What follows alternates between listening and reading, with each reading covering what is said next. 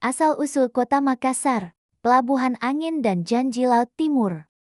Pada zaman dahulu, di pesisir barat Sulawesi, terbentang lautan luas berwarna biru tua. Angin laut berembus kencang membawa aroma garam dan petualangan. Di tepi pantai itu berdiri perkampungan nelayan kecil yang hidup selaras dengan ombak dan bintang. Masyarakat menyebut tempat itu ujung laut.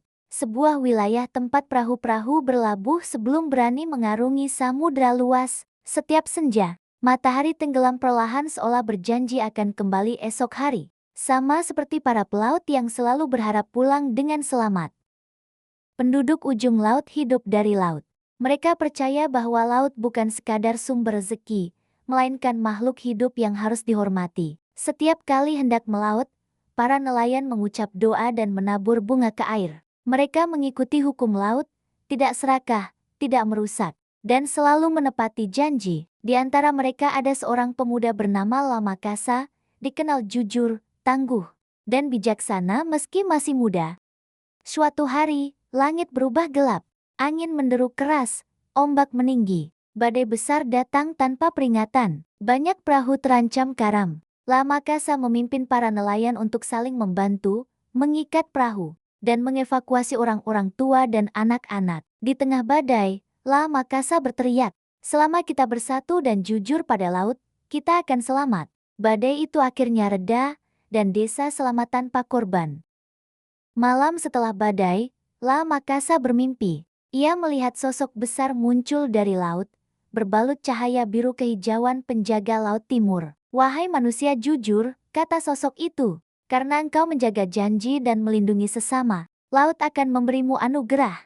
Penjaga laut menunjuk ke arah pantai. Di tempat angin berkumpul dan perahu berlabuh, akan tumbuh kota besar. Lama Kasa terbangun dengan jantung berdebar.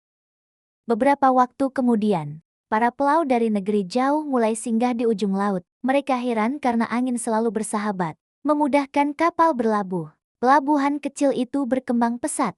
Perdagangan rempah, kain, dan logam mulai ramai. Orang-orang menyebut wilayah itu sebagai tempat yang kuat menahan angin dan ombak. Nama Makassar mulai dikenal. Diambil dari nama Lama Kasa yang menjaga hukum laut dan kejujuran. Untuk melindungi wilayahnya, penduduk membangun benteng di tepi laut. Benteng itu menjadi simbol kekuatan dan persatuan. Lama Kasa diangkat menjadi pemimpin. Ia mengajarkan nilai sirina pase harga diri dan kepedulian terhadap sesama. Di bawah kepemimpinannya, wilayah itu tumbuh menjadi kota pelabuhan yang disegani. Seiring waktu, para pedagang asing menyebut kota itu dengan pelafalan mereka sendiri, Makassar. Makassar, Makassar. Nama itu melekat sebagai lambang kota pelaut yang kuat, jujur, dan berani menghadapi samudra. Makassar dikenal sebagai pintu laut timur Nusantara, tempat bertemunya angin, manusia, dan janji. Kini, Makassar tumbuh menjadi kota besar. Gedung-gedung berdiri, pelabuhan modern ramai. Namun laut tetap menjadi jantung kota. Setiap ombak seolah membawa pesan lama tentang kejujuran, keberanian, dan janji yang harus ditepati. Dongeng ini mengajarkan bahwa sebuah kota besar tidak lahir dari kekuatan semata, tetapi dari nilai dan janji yang dijaga. Makassar lahir dari laut, angin, dan manusia yang setia pada kebenaran. Dan selama ombak masih memukul pantainya, kisah itu akan terus hidup. Jangan lupa subscribe channel ini agar tidak ketinggalan cerita lainnya.